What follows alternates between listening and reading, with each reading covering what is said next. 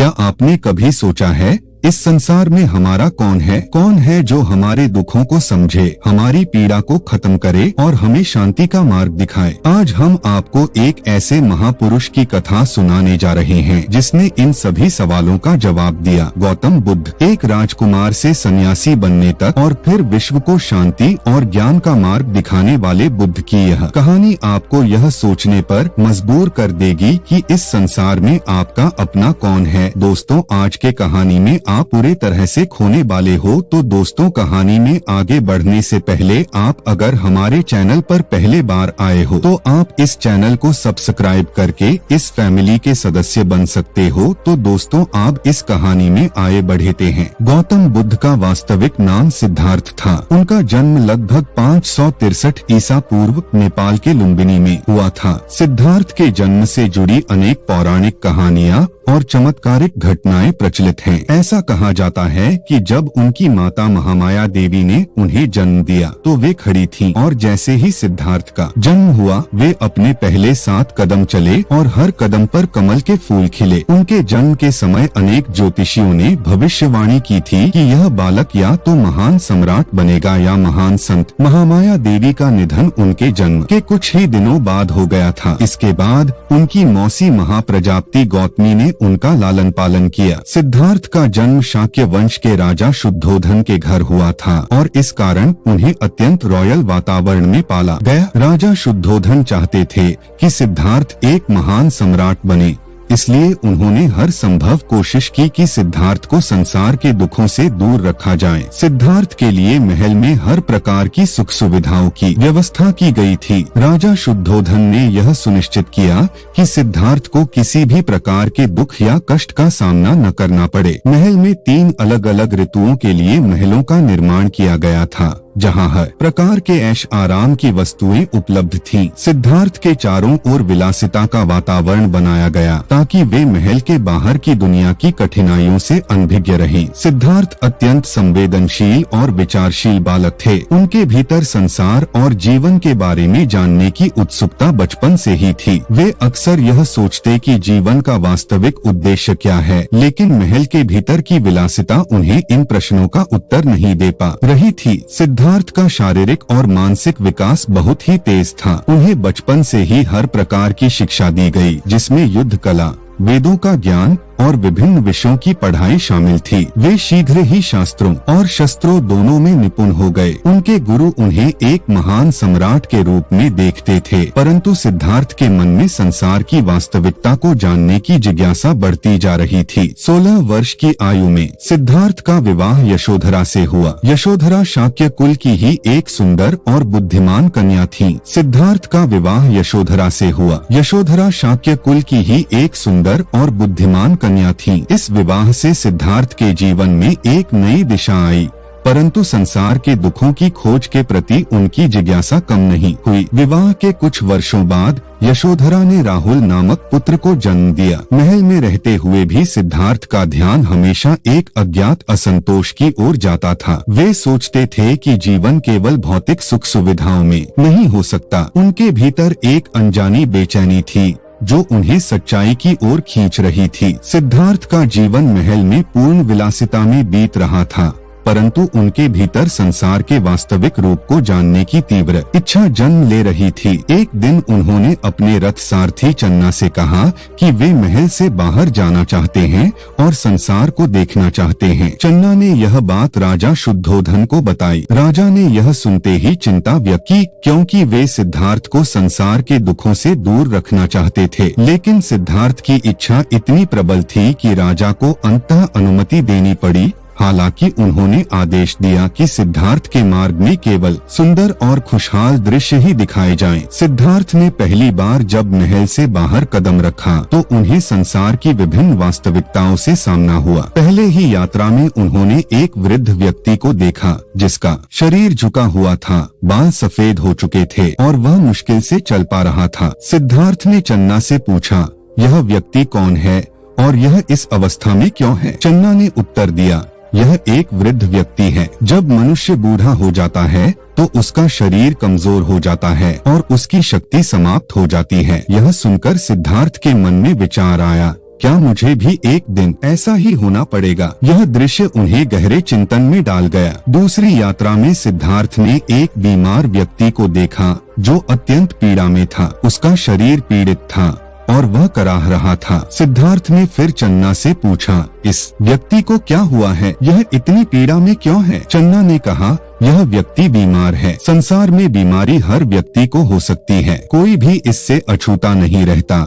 सिद्धार्थ को यह जानकर बहुत दुख हुआ कि बीमारियां भी संसार का एक अभिन्न अंग हैं। उन्होंने सोचा, क्या हर व्यक्ति को इस प्रकार की पीड़ा सहनी पड़ती है? तीसरी यात्रा में सिद्धार्थ ने एक शव यात्रा देखी। लोग एक शव को श्मशान ले जा रहे थे। यह दृश्य सिद्धार्थ के लिए अत्यंत विचलित करने वाला था। उन्होंने चन्ना से पूछा, यह व्यक्ति क्या कर रहा है? लोग इसे कहाँ ले जा रहे हैं? चन्ना ने उत्तर दिया, यह एक मृत व्यक्ति है। जब किसी की मृत्यु हो जाती है तो लोग उसे श्मशान ले जाते हैं। यह संसार का अटल सत्य है कि प्रत्येक व्यक्ति को एक दिन मरना पड़ता है। सिद्धार्थ यह सुनकर स्तब्ध रह गए। उन्होंने पहली बार मृत्यु की वास्तविकता को समझा और यह विचार उनके मन में गहराई से बैठ गया कि संसार में सब कुछ अस्थायी है। चौथी यात्रा में सिद्धार्थ ने एक सन्यासी को देखा जो अत्यंत शांत और संतुलित था। उसकी आंखों में गहरी शांति और संतोष था। सिद्धार्थ ने चन्ना से पूछा, यह व्यक्ति कौन है और यह इस प्रकार शांत और संतुष्ट क्यों है? चन्ना ने उत्तर दिया, यह एक सन्यासी है जिसने संसार के सुख दुख से मुक्ति पाकर सत्य की खोज की है। यह व्यक्ति अब संसार के मोहमाया से दूर हो चुका है। सिद्धार्थ को यह देखकर प्रेरणा मिली। उन्होंने सोचा, क्या यह संभव है कि मैं भी संसार के दुखों से मुक्त हो सकूं? क्या मैं भी सत्य की खोज कर सकूंगा? सिद्धार्थ की चारों यात्राओं ने उनके मन पर गहरा प्रभाव डाला। उन्होंने देखा कि संसार में बुढ़ापा, बीमारी और मृत्यु से कोई भी नहीं बच सकता। यह सत्य उन्हें भीतर से व्याकुल कर रहा था। वे समझ चुके थे कि संसार में जो भी दुख है उसका कोई न कोई कारण है और उस कारण को समझकर ही इससे मुक्ति पाई जा सकती है। इसी विचारधारा के साथ उन्होंने सत्य की खोज में निकलने का निर्णय लिया। एक रात जब सभी सो रहे थे, उन्होंने चुपचाप महल को छोड़ने का निश्चय किया। वे अपनी पत्नी यशोधरा और पुत्र राहुल को सोते हुए देखकर अत्यंत भावुक हो गए, परंतु उन्होंने अपने हृदय को कठोर करते हुए यह प्रण लिया कि जब तक वे सत्य को डोट नहीं जान लेंगे वे वापस नहीं आएंगे। सिद्धार्थ ने अपने सारथी चन्ना को बुलाया और कहा कि वे उन्हें महल से बाहर ले जाएं। उन्होंने अपने शाही वस्त्रों और आभूषणों का त्याग किया और साधारण वस्त्र धारण कर जंगल की ओर प्रस्थान किया। इस घटना को महाभिनिष्क्रमण के नाम से जाना जाता है, जिसका अर्थ है महान त्याग। यहाँ तक कि हमने गौतम बुद्ध के प्रारंभिक जीवन और उनके महल के त्याग की कथा को विस्तार से प्रस्तुत किया है। अगले भाग में हम सिद्धार्थ की तपस्या, आत्मज्ञान और उनके उपदेशों की ओर बढ़ेंगे। महल का त्याग करने के बाद सिद्धार्थ ने एक साधु के रूप में जीवन जीना शुरू किया। वे उन जंगलों में भटकते हुए पहुँचे जहाँ अन्य संत और तपस्वी रहते थे। उनका उद्देश्य था सत्य की खोज करना ताकि वे संसार के दुखों से मुक्ति पा सकें। सिद्धार्थ ने विभिन्न गुरुओं और तपस्वियों से मिलकर शिक्षा प्राप्त की। उनमें से कुछ तपस्वियों ने उन्हें कठोर तपस्या के मार्ग पर चलने की शिक्षा दी। सिद्धार्थ ने उन शिक्षाओं को गंभीरता से लिया और अपने शरीर को कष्ट देने वाले अनेक कठिन साधनों का अभ्यास किया। उन्होंने खाने पीने को लगभग त्याग दिया और केवल सूक्ष्म आहार पर ही निर्भर रहने लगे। उनके शरीर ने अत्यंत दुर्बलता प्राप्त कर ली। वे कंकाल के समान हो गए, परंतु फिर भी उन्हें वह ज्ञान प्राप्त नहीं हुआ जिसकी उन्हें तलाश थी। सिद्धार्थ को यह अनुभव हुआ कि केवल शरीर को कष्ट देने से या कठोर तपस्या करने से आत्मज्ञान की प्राप्ति नहीं हो सकती। उन्होंने यह निष्कर्ष निकाला कि अत्यधिक कष्ट उठाना भी सही मार्ग नहीं है। उन्होंने इस कठोर तपस्या को छोड़ने का निर्णय लिया और एक नया मार्ग अपनाया, जिसे बाद में मध्यम मार्ग कहा गया। यह मार्ग अत्यधिक भोग और अत्यधिक तपस्या दोनों के बीच का संतुलित मार्ग था। सिद्धार्थ ने अपनी कठोर तपस्या के बाद यह निश्चय किया कि अब वे एक शांत और स्थिर स्थिति में ध्यान करेंगे जिससे उन्हें आत्मज्ञान प्राप्त हो सके। वे बिहार के बोधगया में पहुँचे और वहाँ एक पीपल के पेड़ के नीचे ध्यान लगाकर बैठ गए। यह पेड़ बाद में बोधि वृक्ष के नाम से प्रसिद्ध हुआ। उन्होंने यह संकल्प लिया कि जब तक उन्हें सच्चा ज्ञान प्राप्त नहीं होगा वे वहाँ से नहीं उठेंगे। चाहे उन्हें कितना भी समय क्यों न लग जाए। वे लगातार ध्यान में लीन हो गए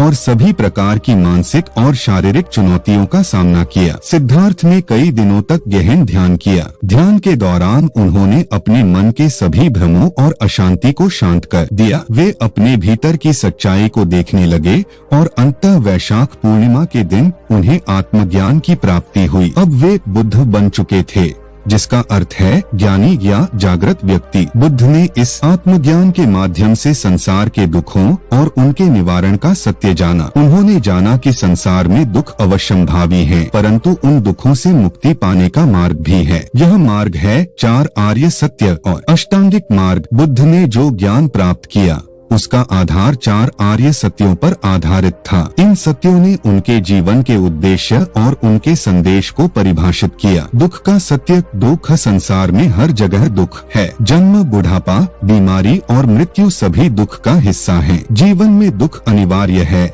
और इसे नकारा नहीं जा सकता। दुख का कारण समुदय। दुख का मुख्य कारण तृष्णा, इच्छा है। यह तृष्णा किसी चीज की अधिक लालसा, मोह या अहंकार से उत्पन्न होती है। जब मनुष्य किसी चीज को पाने की चाह करता है और उसे नहीं पाता तो उसे दुख होता है। दुख का निवारण, निरोध। दुखों का निवारण संभव है। यदि तृष्णा का नाश किया जाए तो दुख समाप्त हो सकते हैं। यह मुक्ति निर्वाण के रूप में जानी जाती है। दुख से मुक्ति का मार्ग।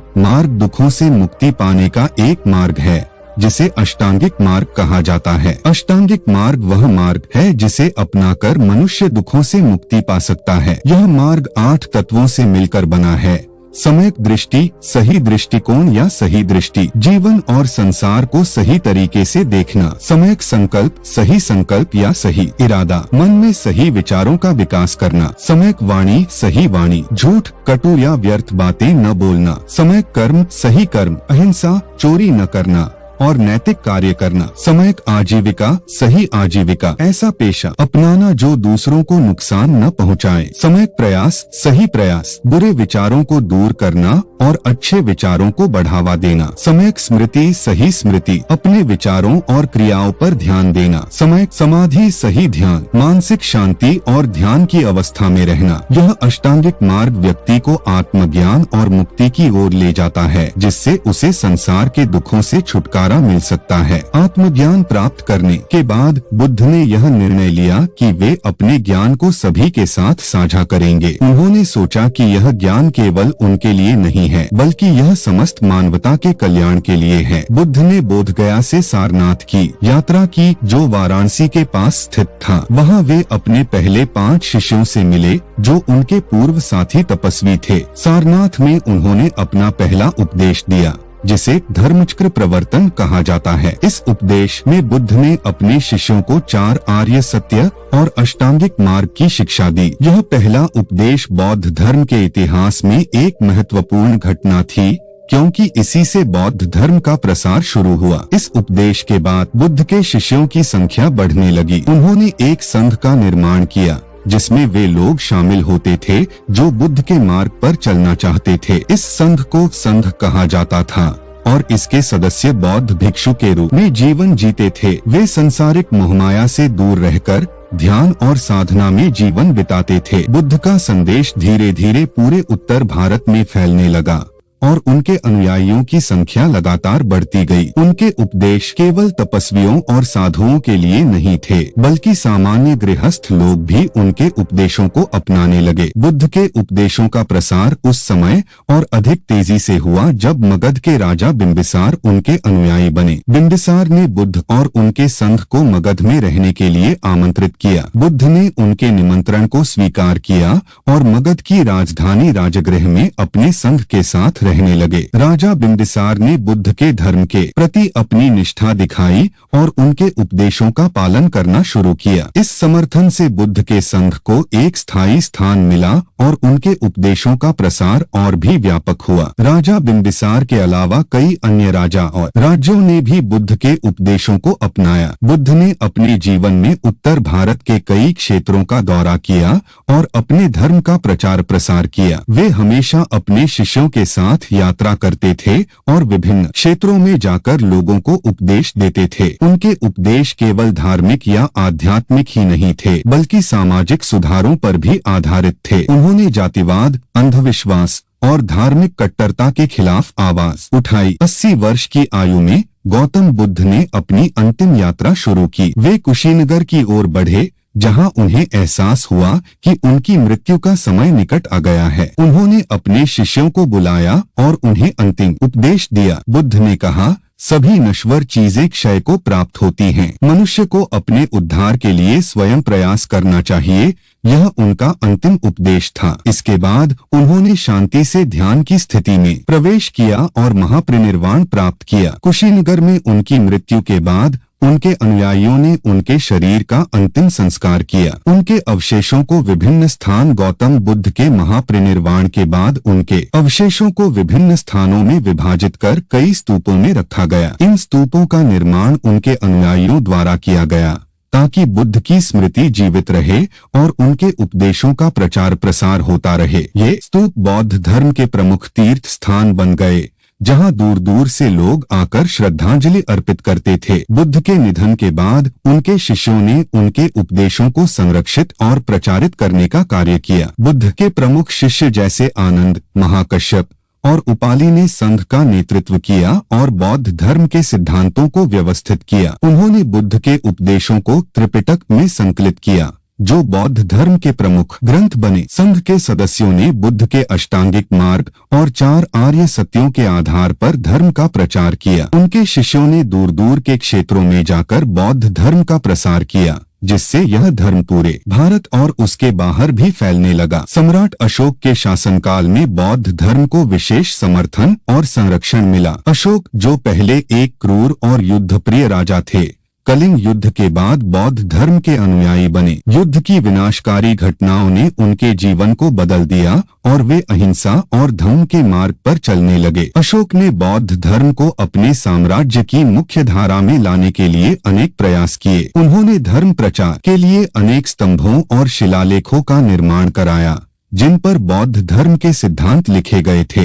इसके साथ ही उन्होंने अपने पुत्र महेंद्र और पुत्री संघमित्रा को बौद्ध धर्म के प्रचार के लिए श्रीलंका भेजा, जहां से यह धर्म दक्षिण एशिया में फैलने लगा। सम्राट अशोक के शासनकाल के बाद बौद्ध धर्म केवल भारत तक सीमित नहीं रहा, बल्कि यह एशिया के विभिन्न देशों में फैलने लगा। श्रीलंका में बौद्ध धर्म का आगमन अशोक के समय में ही हुआ और वहां से यह म्यांमार, थाईलैंड, कंबोडिया, लाओस और वियतनाम में फैल गया। धीरे धीरे यह चीन, जापान, कोरिया और तिब्बत जैसे देशों में भी पहुंचा। तिब्बत में बौद्ध धर्म विशेष रूप से महत्वपूर्ण बन गया, जहां उसने तिब्बती संस्कृति और धार्मिक जीवन में गहरा प्रभाव डाला। चीन में बौद्ध धर्म का प्रसार 2री शताब्दी में हुआ और बाद में यह जापान और कोरिया में भी लोकप्रिय हो गया। इन देशों में बौद्ध धर्म ने अपने अपने स्थानीय संस्कृतियों के साथ मिलकर विभिन्न रूपों में विकसित किया। बौद्ध धर्म के वैश्विक प्रसार के साथ इसके भीतर भी विभिन्न शाखाओं का विकास हुआ। मुख्यतः बौद्ध धर्म 2 प्रमुख शाखाओं में विभाजित हुआ, महायान और हीनयान, जिसे आज थेरवाद कहा जाता है। महायान बौद्ध धर्म महायान शाखा में बुद्ध को केवल एक शिक्षक नहीं, बल्कि एक दिव्य व्यक्तित्व माना गया। इसमें बोधिसत्वों की अवधारणा महत्वपूर्ण हो गई, जो ऐसे प्राणी होते हैं जो दूसरों की मुक्ति के लिए काम करते हैं। यह शाखा चीन, जापान और कोरिया में अधिक प्रचलित है। थेरवाद बौद्ध धर्म थेरवाद शाखा बुद्ध के प्रारंभिक उपदेशों पर आधारित है और इसे अधिक पारंपरिक माना जाता है। इसका मुख्य जोर व्यक्तिगत मुक्ति पर है। यह शाखा श्रीलंका, थाईलैंड, म्यांमार और कंबोडिया में प्रमुख है। गौतम बुद्ध का दर्शन मुख्य रूप से 4 आर्य सत्यों और अष्टांगिक मार्ग पर आधारित था। उनका मानना था कि संसार में दुख का अस्तित्व है और इसका कारण तृष्णा है। बुद्ध ने अपने दर्शन में मानव जीवन के अस्थायित्व, अनित्यता और आत्मा के अस्तित्व पर संदेह किया। उनके अनुसार जीवन की अस्थिरता के कारण ही मानव जीवन में दुख और पीड़ा होती है। बुद्ध ने कर्म के सिद्धांत को भी महत्व दिया। उन्होंने कहा कि व्यक्ति अपने कर्मों से अपने जीवन को नियंत्रित कर सकता है। अच्छे कर्म से सुख प्राप्त होता है, जबकि बुरे कर्म से दुख। उन्होंने आत्मज्ञान और निर्वाण की प्राप्ति को ही जीवन का सर्वोच्च उद्देश्य बताया। बुद्ध का दर्शन केवल आध्यात्मिकता तक सीमित नहीं था, उन्होंने समाज में व्याप्त कुरीतियों के खिलाफ भी आवाज उठाई। बुद्ध ने जातिवाद, अंधविश्वास और ब्राह्मणवादी रीतियों का विरोध किया। उन्होंने यह सिखाया कि सभी मनुष्य समान हैं और किसी भी व्यक्ति की सामाजिक स्थिति उसके जन्म से नहीं बल्कि उसके कर्मों से तय होती है। उन्होंने महिलाओं को भी संघ में शामिल होने की अनुमति दी, जो उस समय के समाज के लिए एक क्रांतिकारी कदम था। बुद्ध ने सभी को शिक्षा और धर्म का अधिकार दिया, चाहे वह किसी भी जाति, वर्ग या लिंग का हो। आज भी गौतम बुद्ध के उपदेश और दर्शन का विश्व भर में महत्वपूर्ण प्रभाव है। बौद्ध धर्म न केवल धार्मिक रूप से महत्वपूर्ण है, बल्कि इसके नैतिक और दार्शनिक सिद्धांत आज के समय में भी प्रेरणा स्रोत हैं। हिंसा, करुणा और ध्यान के सिद्धांतों को विश्व के विभिन्न समाजों में अपनाया जा रहा है। बौद्ध धर्म के ध्यान और योग के अभ्यास ने पश्चिमी दुनिया में भी गहरी पैठ बनाई है। ध्यान और माइंडफुलनेस के सिद्धांत अब तनाव प्रबंधन, मानसिक शांति और व्यक्तिगत विकास के महत्वपूर्ण साधन बन चुके हैं। बुद्ध के दर्शन ने आज के वैज्ञानिक और तर्कशील सोच वाले समाजों को भी प्रेरित किया है, क्योंकि उनके उपदेश अनुभव और आत्मनिरीक्षण पर आधारित थे, न कि अंधविश्वास पर। गौतम बुद्ध की शिक्षा केवल एक धर्म तक सीमित नहीं रही, बल्कि उनके विचार मानवता के लिए एक सार्वभौमिक सत्य का रूप धारण कर चुके हैं। उनका जीवन और दर्शन यह सिखाता है कि हर व्यक्ति अपने जीवन को सुधार सकता है और दुखों से मुक्ति पा सकता है। बुद्ध का संदेश आज भी हमें यह याद दिलाता है कि शांति, करुणा और सत्य की खोज कभी समाप्त नहीं होती। उनके द्वारा दिखाए गए मध्यम मार्ग से हम जीवन के कठिनाइयों को सहन करने और उनसे उबरने का मार्ग पा सकते हैं। इस प्रकार गौतम बुद्ध का जीवन एक महान प्रेरणा है, जिसने हमें यह सिखाया कि संसार में चाहे कितने भी दुख हों, अगर हम सही मार्ग पर चलते हैं तो हम आत्मज्ञान और शांति की ओर अग्रसर हो सकते हैं। उनका दर्शन केवल धार्मिक उपदेश नहीं बल्कि मानवता के लिए एक मार्गदर्शक है, जो हमें जीवन के वास्तविक अर्थ की ओर ले जाता है। तो दोस्तों, इस कहानी से हमें ये सीखने के लिए मिला है कि इस संसार में आपका अपना वह है जो आपको सत्य का मार्ग दिखाए, जो आपको दुखों से मुक्त करने की राह बताए। बुद्ध की कहानी हमें यह सिखाती है कि अगर हम सही मार्ग पर चलें तो हम भी अपने दुखों से मुक्त हो सकते हैं। अगर आपको यह कहानी पसंद आई तो इसे लाइक और शेयर करें और ऐसी ही प्रेरणादायक कहानियों के लिए हमारे चैनल को सब्सक्राइब